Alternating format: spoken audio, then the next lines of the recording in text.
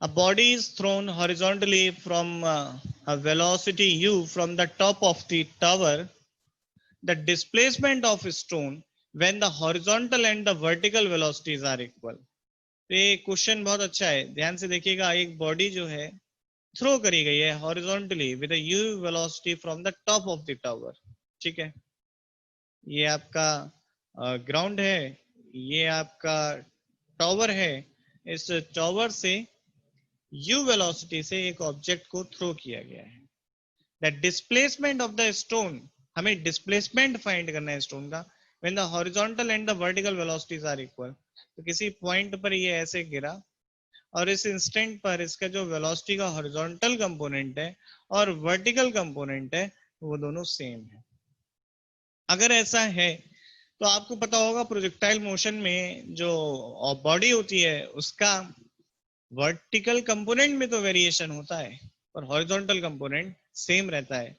तो आपका Vx is equal to u रहेगा। अब मैं अगर बात करूं वर्टिकल कंपोनेंट की, तो t टाइम बाद की बात करें, t टाइम बाद कुछ ऐसा हुआ तो t टाइम बाद बच्चों जो इसका वर्टिकल कंपोनेंट होगा Vy is equal to u y plus a y t का इस्तेमाल करते हुए कह रहा हूं मैं।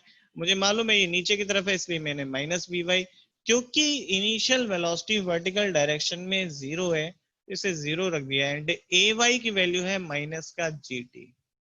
तो ये गया कैंसिल हो गया और t इक्वल टू आ गया आपका वी वाई बाई जी। या मैं वी वाई को लिख दे रहा हूं केवल अभी जी टी के लिए, छोड़िए इस बात को, मैं वी वाई को जी टी लिख देता हूं। अब गिवन है कि horizontal and vertical velocities are equal, तो इस स्टेटमेंट से मैं v x is equal to u v x is equal to v y लिख सकता हूं और u is equal to g t लिख सकता हूं और t is equal to u by g लिख सकता हूं। तो अगर ऐसा है कि इतने टाइम बाद ऐसा हो रहा है, इतने टाइम बाद इसकी वेलोसिटी के हॉरिजॉन्टल एंड वर्टिकल कंपोनेंट दोनों जो हो रहे हैं सेम हो रहे हैं, तो इतने टाइम में इसने वर्टिकल डिस्प्लेसमेंट कितना लिया होगा, that's y, and this y is equal to 1/2 gt square.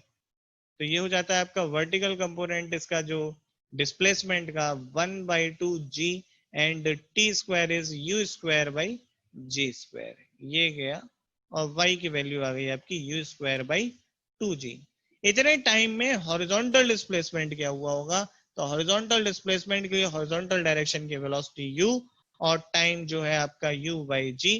क्योंकि हॉरिजॉन्टल डायरेक्शन में बच्चों एक्सेलरेशन जीरो है तो आगे का ut plus half A T square में जो a वाला सेक्शन है उसका यूज करने का कोई मतलब नहीं होता। तो ये हो गया u स्क्वायर बाई जी। अब आपको डिस्प्लेसमेंट देखना है, यानी कि आपको बात करनी है ये इसका मैग्नीट्यूड देखना है। तो आपको x square plus y square का अंडर रूट लेना होगा।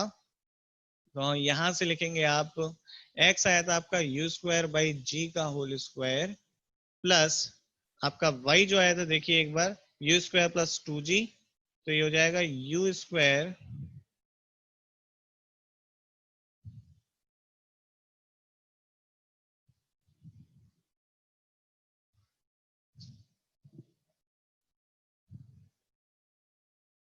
u square plus 2g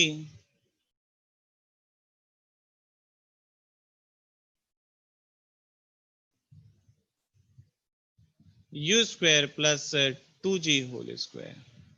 So it is u square by g square and इसका भी क्या होगा यहाँ पर square and here u square square 4g square, ये आपका देखिए बाहर आ जाएगा तो ये हो जाएगा u square by g और अंदर बचेगा 1 प्लस 1/4, तो ये आपका हो जाएगा u square by 2g and square root of 5। तो देखते हैं बच्चों कौन सा ऑप्शन इसका सही है। तो आपको ऑप्शन सी दिख रहा होगा, ये ऑप्शन एकदम सही है बच्चों। आगे की बात करते हैं।